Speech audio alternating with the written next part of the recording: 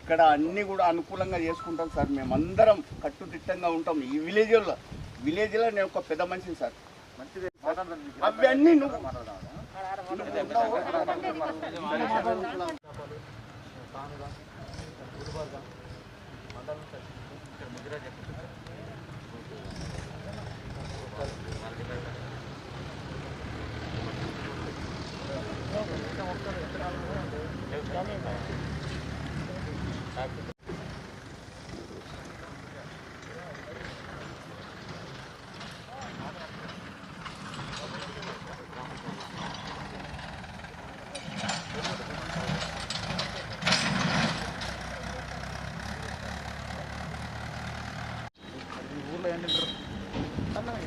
సన్నవి control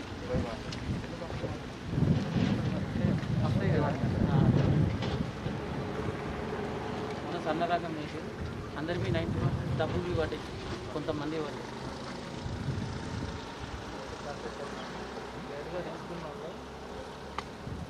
అందరు total వెళ్ళిపోయింది. ఒక వారంలో అన్ని కంప్లీట్ చేస్తున్నాం. పేమెంట్స్ కూడా చేస్తున్నాం. ఎంత మారుమూల గ్రామమైనా కూడా చాలా ఎంత అంటే గ్రామ సభకి సభాధ్యక్షులు మన సర్పంచ్ గారు, అదేవిధంగా మన సొసైటీ చైర్మన్ గారు, ఉప సర్పంచ్ గారు, గ్రామ పెద్దలు, మహిళలు గ్రామాలకు వెళ్ళి ఇప్పుడు సంక్షేమ కార్యక్రమాలు అప్పుడు జరుగుతున్న కార్యక్రమాలు ఏది ఉన్నాయో ప్రజలకు తెలియజేసి ఖచ్చితంగా 100% మంజూరైన పనులను అక్కడ దగ్గర ఉండి అది సో మన గ్రామాలకు మన మండలంలో కూడా దాదాపు ఒక 50 మంజూరైనాయి. అంటే తక్కువ అప్లికేషన్ ఇచ్చారు మీరు, వేరే మండలాలు ఇంకా చాలా వచ్చినాయి. కానీ ఏదేమైనా ఈ యొక్క ప్రత్యేక గ్రామ స్థాయి ప్రత్యేక కార్యక్రమం పెట్టుకున్నాము. రెండవది మన ఉపాధి హామీ పనులు తెలుసు మీకు, చాలా గ్రామాల్లో బాగా పనులు జరుగుతాయి. ఇది కూడా పెద్ద ఊరు సార్, ఇది దాదాపు 2000 ఉన్న పాపులేషన్. మా ఊరు మంచిగా ఉంటే మా అందరం మంచిగా ఉంటాం. సో ఈరోజు మల్కాపూర్ గ్రామ పంచాయతీలో ఈ యొక్క గ్రామ సభకు నాతో పాటుగా చేసిన మీ ఎంపీడీఓ గారు, మీ village special officer APO Padma గారు, ఇంకా మీ యొక్క గ్రామ సర్పంచ్ గారు, ఉప సర్పంచ్ గారు, పిఎస్సిఎస్ చైర్మన్ గారు, ఇతర గ్రామ పంచాయతీకి సంబంధించిన మెంబర్స్, గ్రామస్తులు, అధికారుల బృందాన్ని పంపించాలనే ఉద్దేశంతోన ఇట్లా మండల స్థాయి అధికారులను మీ దగ్గర పంపిస్తూ ఉన్నాము. ముఖ్య ఉద్దేశం ఏంటి అంటే మనం వానాకాలం సీజన్ పూర్తి చేసుకొని ఇప్పుడు మళ్ళీ యాసంగికి మనం ప్రిపేర్ అవుతున్నాం. అంటే వచ్చే మళ్ళీ యాసంగికి మళ్ళీ మనం పంటలు వేసుకోవడానికి సిద్ధమవుతా ఉన్నాం. అయితే మన జిల్లా తీసుకుంటే నిజామాబాద్ జిల్లా అనేది చాలా ఎక్కువగా రైతులతో కూడుకున్నది. అంటే రైతాంగం ఇక్కడ ఎక్కువ ఉంటుంది. రైతులు ఎక్కువగా వ్యవసాయం మీద ఆధారపడి జీవిస్తూ ఉంటారు. అయితే మనం ఏదైనా పని చేసుకోవాలంటే ఈ సీజన్ మంచిది. అంటే మళ్ళీ ఒకసారి మీరు పనుల్లో బిజీ అయితే మళ్ళీ మీ పనులే అంటే పంట పొలాలకు సంబంధించిన పనులు ఎక్కువ ఉంటాయి. కాబట్టి ఈ మధ్యకాలంలో అంటే ఈ 1 మంత్లో మనం గ్రామాల్లో కొన్ని పనులు ఏవైతే పెండింగ్ ఉన్నాయో వాటిని చేసుకోవడానికని, అదేవిధంగా ఈ యాసంగి సీజన్లో ఇంకా మేలు రకాల పద్ధతుల్లో మనం పంటను పండించేటట్టుగా ముందుకు వెళ్దామని ఈ యొక్క డ్రైవ్ పెట్టుకోవడం జరిగింది. ఇంకా మీ ముందుకు ఈ నెల రోజుల్లో ఒక 2-3 సార్లు వస్తాం మీ దగ్గరికి. అంటే మా ఆఫీసర్స్ వస్తారు మీ దగ్గరికి. అంటే ముఖ్య ఉద్దేశం ఏంటి అంటే చాలాసార్లు కూడా మీరు ఒకసారి అంటే మనం ఏం చేస్తున్నామంటే మన పద్ధతులనే పాటించుకుంటుంది. నేను కూడా నాది కూడా ప్యూర్గా వ్యవసాయ కుటుంబం. నేను సుమారుగా డిగ్రీ వరకు వ్యవసాయం స్వయంగా చేశాను. నేను నార్లు ఏది కర్రీలు కొట్టాను, అంచులు తీశాను, అన్ని రకాల పనులు చేశాను. ఏ పని చేయాలని అన్ని రకాల పనులు చేశాను. అయితే మన దగ్గర ఏంటంటే మనం ఏమి నమ్ముతామంటే వ్యవసాయంలో మన ఊర్లో వాళ్ళు ఏం చేసిండ్రు, లేదా మన పక్క పొలం ఆయన ఏం చేస్తున్నాడు, లేదా ఇంతకుముందు మన వాళ్ళు ఏం చేస్తున్నారో అదే పద్ధతిలో వ్యవసాయం చేసుకుంటూ వెళ్తాం. అయితే ఇప్పుడున్న పరిస్థితిలో మనం మన చుట్టుపక్కల మన ఊరు పక్కలో కాకుండా బయట రాష్ట్రంలో ఏం చేస్తున్నారు, బయట దేశంలో ఏం చేస్తున్నారు అని చూడాల్సిన పరిస్థితి ఉంది ఇప్పుడు.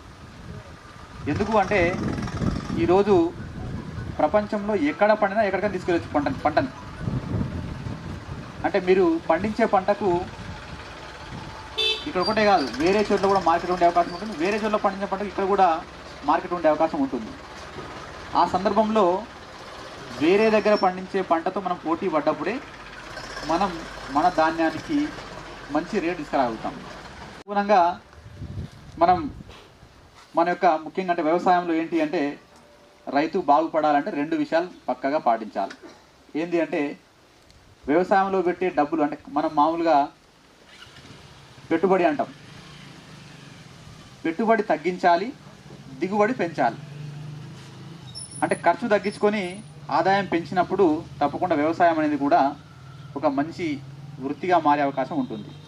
ఈరోజు మనం చూస్తున్నాం చాలా వరకు, అంటే ఇప్పుడు మీ నిజామాబాద్ లాంటి జిల్లాలో కొంత వ్యవసాయం అంటే ఇంకా మంచిగా ఉంది.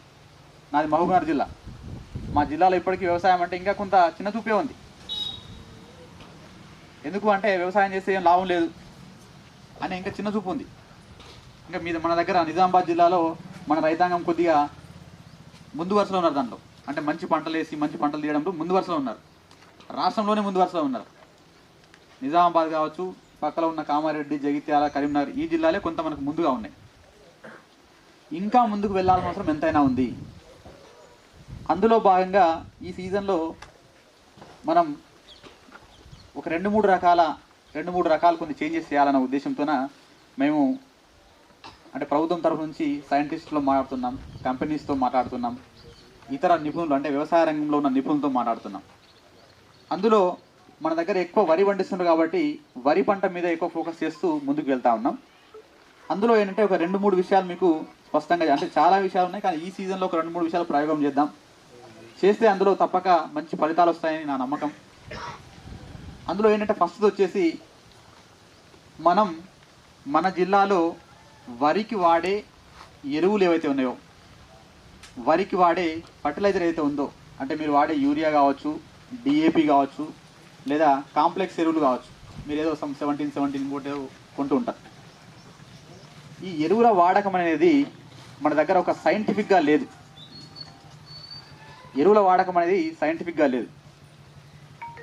ఎరువుల వాడకం అనేది మోతాదుకు తగ్గట్టుగా వాడితే, సైంటిఫిక్గా వాడితే, అవసరాన్ని బట్టి వాడితే పంట దిగుబడి అనేది దాని మీద ఆధారపడి ఉంటుంది.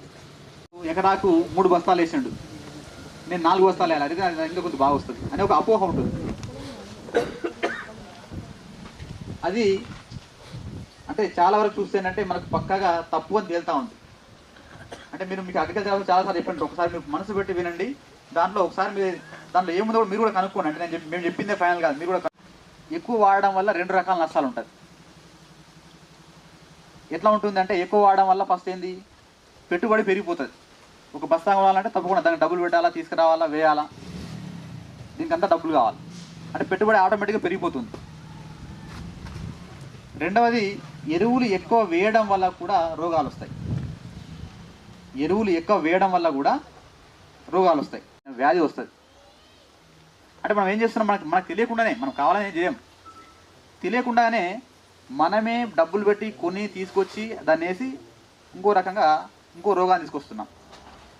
రోగాన్ని తీసుకురావడం కాకుండా మళ్ళీ ఏం చేయాల్సి వస్తుంది, మళ్ళీ ఆ రోగానికి ఇంకో మందు కొట్టాల్సి వస్తుంది.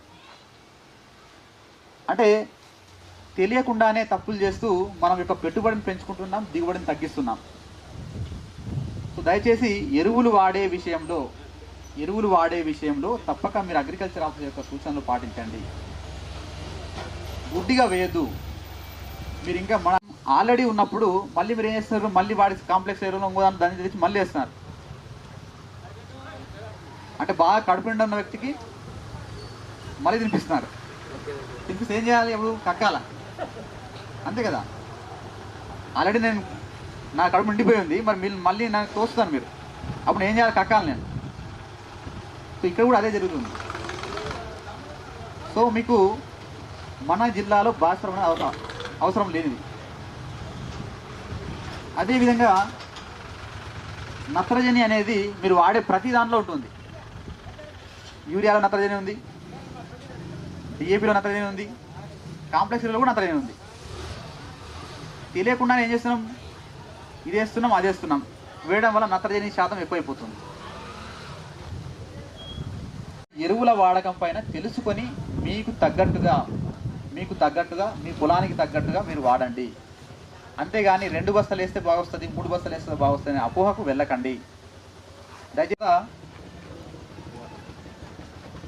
గ్రామంలో ఇంకొకటి, ఇది మనం అంటే ముఖ్యంగా కొద్దిగా పెద్ద రైతులు బాగా ఆలోచించాలి. అది ఒకసారి స్టార్ట్ అయిందంటే అందరికీ వస్తుంది. అది వరి విషయంలో మనం పెట్టుబడి తగ్గించాలి, దిగుబడి పెంచాలి అంటే తప్పకుండా మనం వేరే వాళ్ళతో కాంపిటీషన్ వెళ్ళాలి అంటే వేరే వాళ్ళు ఏం చేస్తాం, చాలా వరకు అంటే పెద్ద కమ్మతాలు ఉన్న రైతులు, పెద్ద కమ్మతాలు ఉన్న ఏరియాలో ఎక్కువ మిషనరీ వాడుతున్నారు. ఎక్కడ నుంచి, ట్రాన్స్ప్లాంటేషన్ దగ్గర నుంచి, అంటే మనం నాటేస్తాం కదా, నాటేసే దగ్గర నుంచి మిషనరీ వాడుతున్నారు. అది ఈ విషయంలో కూడా అంటే ఫస్ట్ ఏంటంటే మన దగ్గర ఒక అపోహ ఉంటుందంటే ఈ మిషనరీ అనేది కేవలం లేబర్ ఖర్చు తగ్గించడానికి మాత్రమే వాడుతున్నారు అనే ఒక అపోహ ఉంటుంది. కానీ మిషనరీ వల్ల అనేక రకాల ఉపయోగాలు ఉన్నాయి. అంటే ఏంటి అంటే అంటే దిగుబడి పెంచాలి అంటే మిషనరీ వాడడం వల్ల, అంటే మీరు ఫస్ట్ ట్రాన్స్ప్లాంటేషన్ దగ్గరనే, అంటే వరి నాట దగ్గరనే మీరు ఒకవేళ మిషనరీ కానీ వాడడం స్టార్ట్ చేస్తే, మిషనరీ వాడాలంటే ఒక 2-3 మార్పులు చేయాలి. ఫస్ట్ ఏం చేయాల్సి వస్తుంది, ఫస్ట్ మనం నారుమల్లు మామూలుగా పోస్తే రాదు. అది నారుమల్లు మనం మామూలుగా పోస్తే అది వారిగా పోస్తారు. ఏమంటారు మీరు దాన్ని, కిస్తీలు అంటారు. సెట్ చేయాలి. అది ఎస్ మనం మార్చాలి. కొంత అక్కడ పని ఉంటుంది, పని ఉండే మాట వాస్తవమే. కానీ దీనివల్ల ఉపయోగాలు చాలా ఉన్నాయి. అంటే ఒకసారి మీరు నారు పోసేటప్పుడు ఆ జాగ్రత్త తీసుకోవాలి.